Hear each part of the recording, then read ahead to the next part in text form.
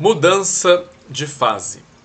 A mudança de fase é também chamada de mudança de estado físico da matéria. Nós temos basicamente três estados: os sólidos, líquidos e gasoso. Então imagina que isso aqui seja, só para simplificar a nossa ideia, água, tá? Então você tem aqui água no estado sólido, que a gente chama também de gelo. Temos aqui água no estado líquido, que nós chamamos também de água. E nós temos aqui água no estado gasoso, que a gente muitas vezes chama também de vapor. Então, nós vimos que quanto maior a temperatura de um objeto, maior é o grau de agitação das suas moléculas e dos seus átomos. E isso pode ser observado aqui também.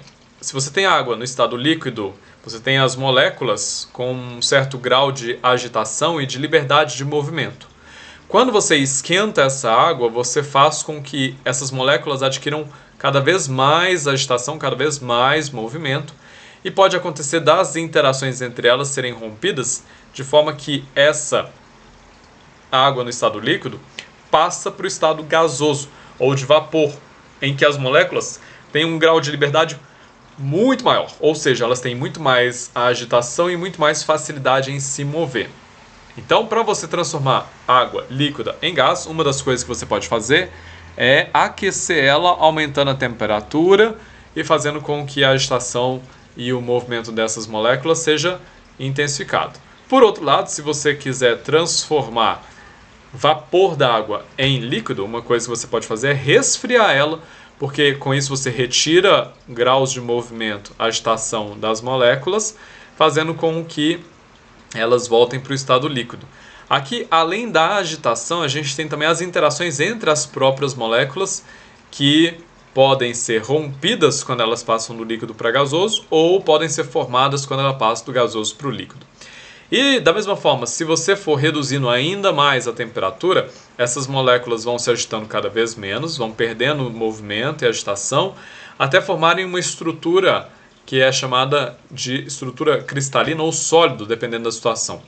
Então, é sólido ou cristalina, dependendo da situação. Então, nesse caso aqui, as moléculas têm uma interação muito mais forte entre elas, e é por isso que os sólidos têm uma forma muito mais definida do que os líquidos e os gases, por causa dessas interações entre os átomos e moléculas.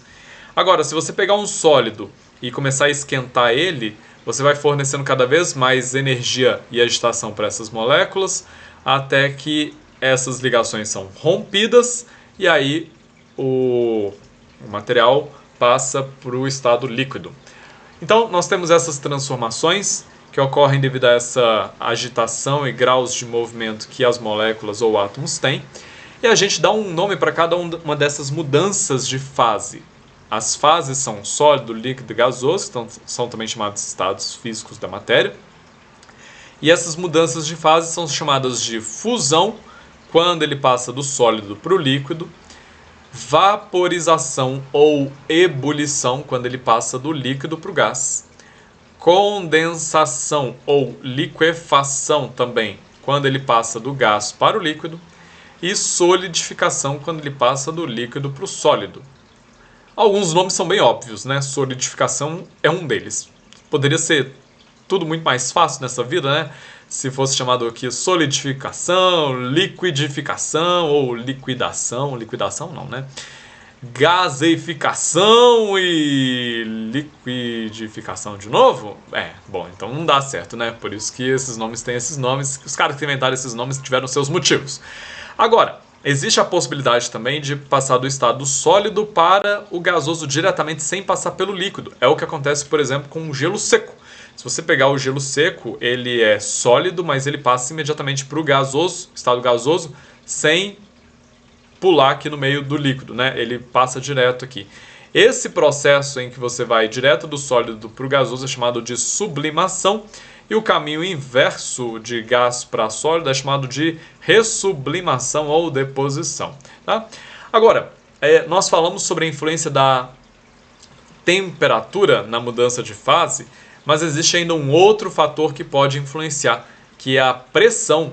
Dependendo se você muda a pressão que está atuando aqui sobre esse sistema, você pode provocar, mesmo sem alterar a temperatura, você pode provocar uma mudança de fase.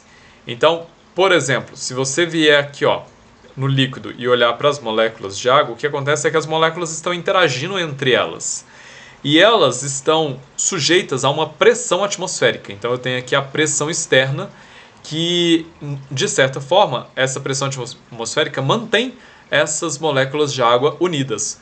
Agora, se eu vier e reduzir essa pressão atmosférica, ou seja, se eu reduzo a pressão externa, eu facilito o processo de mudança de fase, porque essas moléculas que estão aqui mais próximas à superfície podem, com mais facilidade, se desprender aqui dos seus coleguinhas, ou seja, ela pode passar para o estado gasoso.